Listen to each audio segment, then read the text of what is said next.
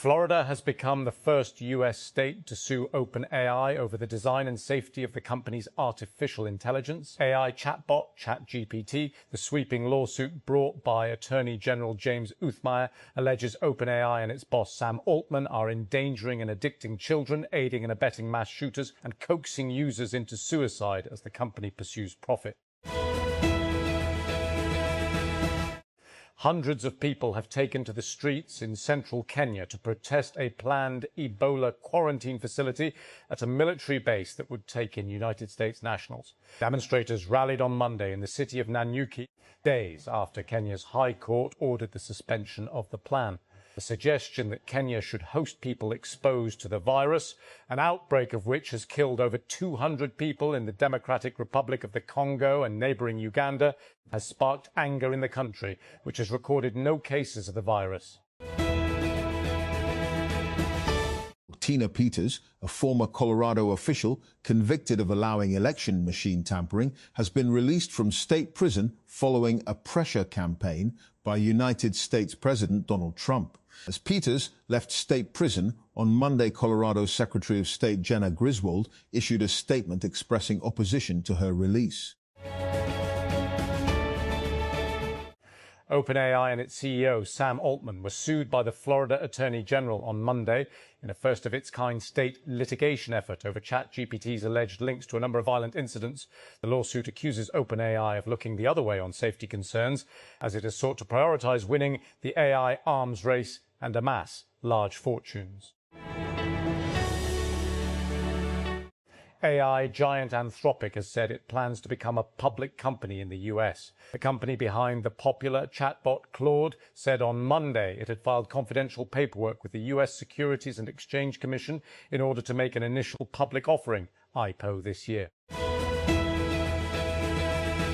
3 new vaccines are being developed to tackle the rare species of Ebola that has already killed nearly 250 people. The International AIDS Vaccine Initiative, IAVI, which is working on one vaccine, said the outbreak was threatening to be the worst ever. Italians have reacted with bemusement to the restoration of a famous bull mosaic in Milan, with some wondering what has happened to the animal's Lucky Charm testicles. Work to repair the small crater formed by tourists grinding their heels on the bull's private parts began last week, and local Milan councillor Marco Granelli said over the weekend that the mosaic had been completely restored. The United States and Iran have both signalled that they would prefer not to go back to the war that has been on hold since the ceasefire was announced on the 8th of April. Neither side has allowed the steady drumbeat of military exchanges between them to end the talks being mediated by Pakistan, Qatar and others. Artificial intelligence giant Anthropic has confidentially filed for an initial public offering, IPO, in the United States, teeing up what could become a watershed moment for Wall Street's AI frenzy. The move, announced on Monday, sets up a high-stakes test of whether investor appetite for the AI revolution that has reshaped white-collar work around the world can match the sky-high expectations surrounding the booming sector.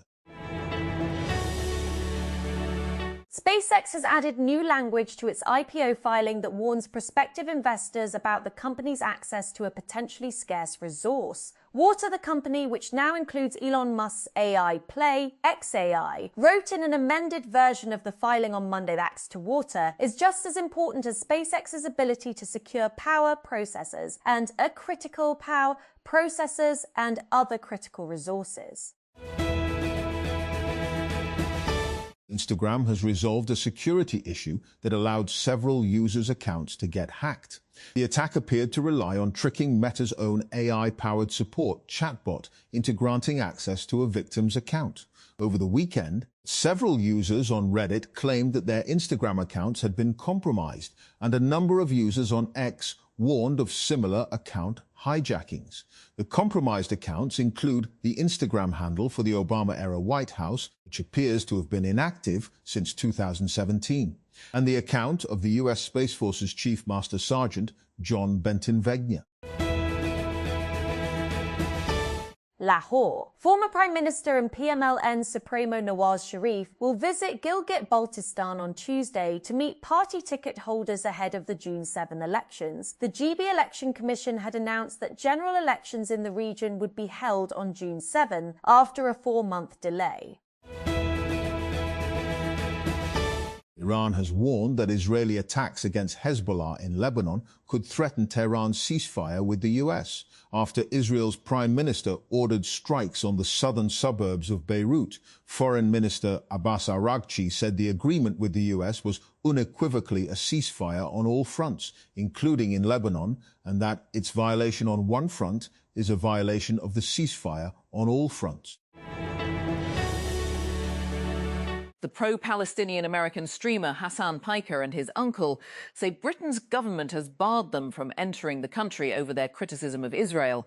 Piker, 34, and Turkish-American broadcaster and attorney Cenk Uygur were scheduled to speak this week at the South by Southwest Technology and Business Festival, SXSW, in London and address the Oxford Union, a debating society at the prestigious British University.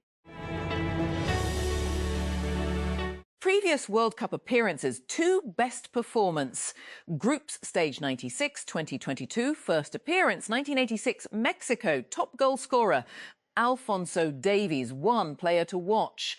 Alphonso Davies' FIFA World Ranking 30 football participation overtook ice hockey in Canada in the 1990s, but it has taken time to turn passion into national team respectability.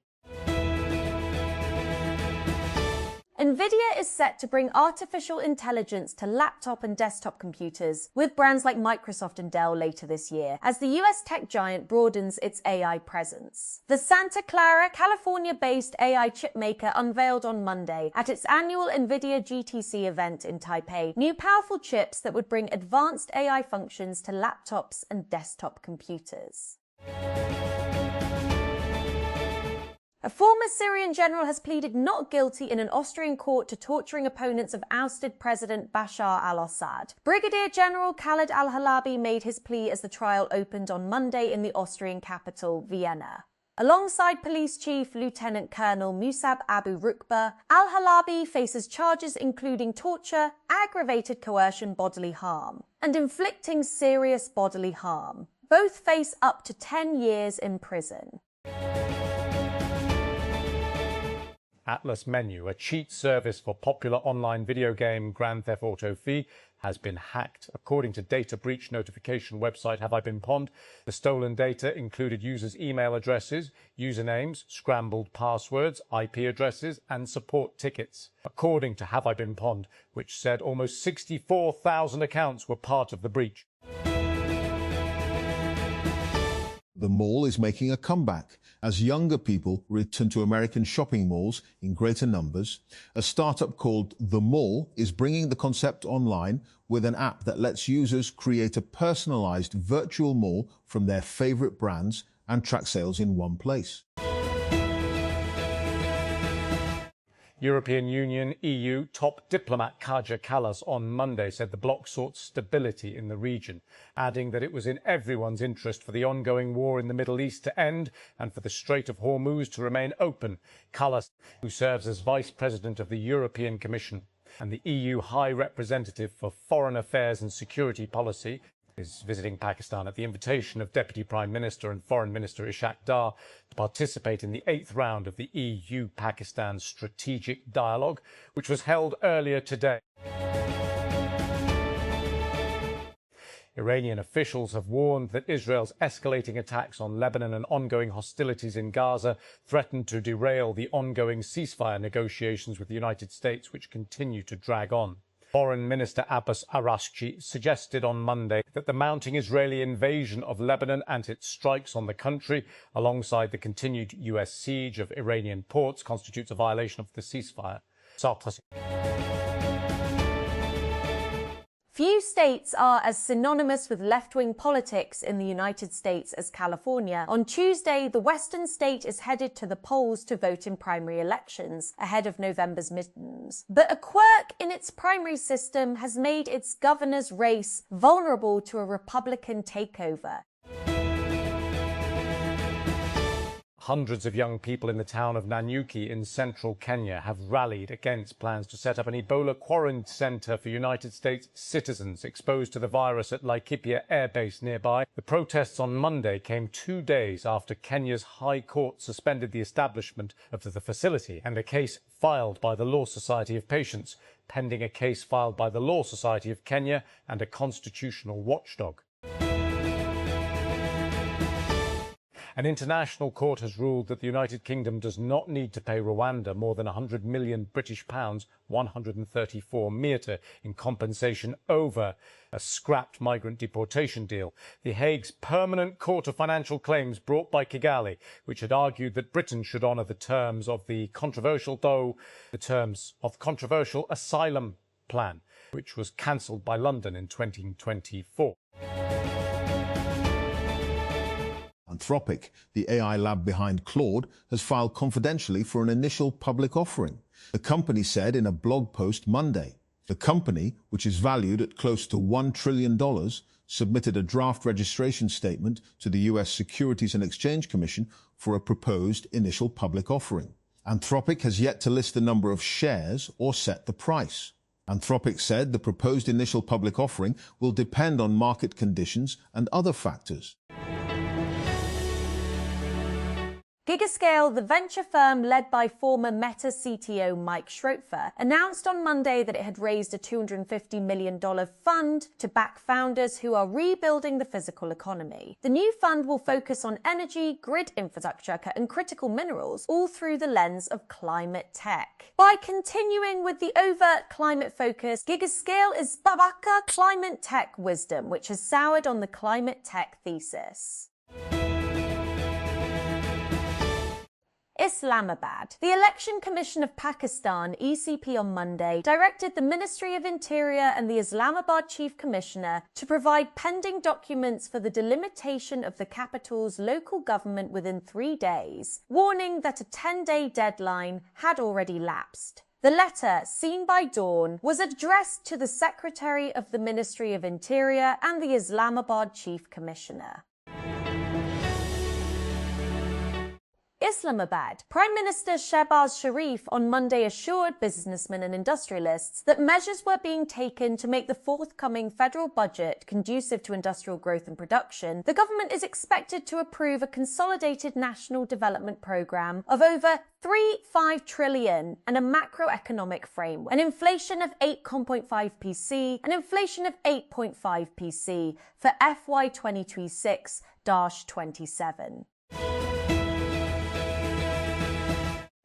A new AI weather forecasting tool released today by the startup Windborne Systems offers more frequent and accurate predictions on key variables than the world-leading system developed by European governments, thanks to advancements in how sensor readings are fed into deep learning models. Founded by a group of Stanford students in 2019, Windborne began by building a better weather balloon with the idea of selling weather data.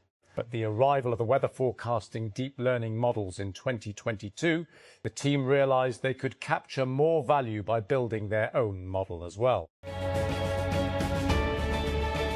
SpaceX is warning investors that it may dole out significant equity in future transactions following its upcoming IPO, language that was added amid constant industry gossip that CEO Elon Musk ultimately plans to merge his space and AI company with Tesla. The new language was tucked deep in the risk factors section of SpaceX's first official amendment to its IPO filing, which was made public last month. The company tacked this sentence onto the end of the first paragraph of a risk about how mergers and acquisitions may go sideways.